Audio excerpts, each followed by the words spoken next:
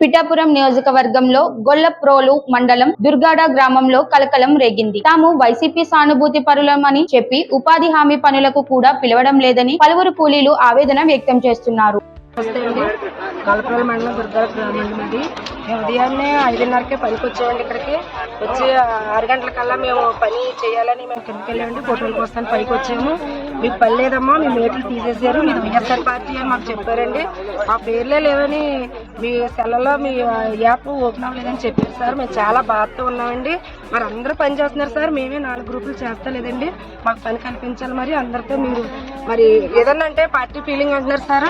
రోజు కూలికి వెళ్లి కుటుంబాన్ని పోషించుకునే తమలాంటి పేదలపై రాజకీయాలు చేయడం ఏమిటని వారు ప్రశ్నిస్తున్నారు. మాకు పని ఇవ్వడం లేదు, ఊర్లో కూడా ఒత్తిడి పెడుతున్నారు. ఇలా అయితే ఎలా బతుకుతాం అంటూ కన్నీళ్లు పెట్టుకున్నారు. పార్టీ ఫీలింగ్ లో ఆ పార్టీ ఈ పార్టీ అని మాకేమీ లేదు సార్. మరి ఎన్ని నిమిత్తమైతే మా పని మరి ఎలా తీసేస్తారో, మమ్మల్ని ఎలా ఎందుకైతే నిర్ధానంగా నిలబెట్టారో మాకైతే తెలుస్తారో. మేము నిత్యం కష్టపడి వాళ్ళు, మరి మాకు పని కావాలి సార్.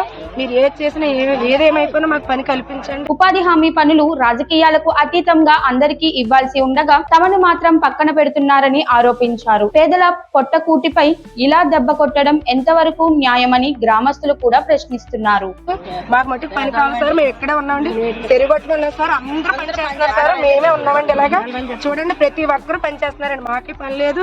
మరి ఎందుకైతే మమ్మల్ని ఎలా నిలబెట్టారో మరి మీరే మమ్మల్ని అందరూ మా కోసం మరి మా 4 పంటల కోసం మీరు అది మరి తీసుకుని ఎస్సీ వెళ్ళండి. మేము మమ్మల్ని మరి ఎలా నిలబెట్టారండి. మరి మీరు మా కోసం మీరు అందరూ మరి ఏం చేసినా మాకు పని కావాలండి.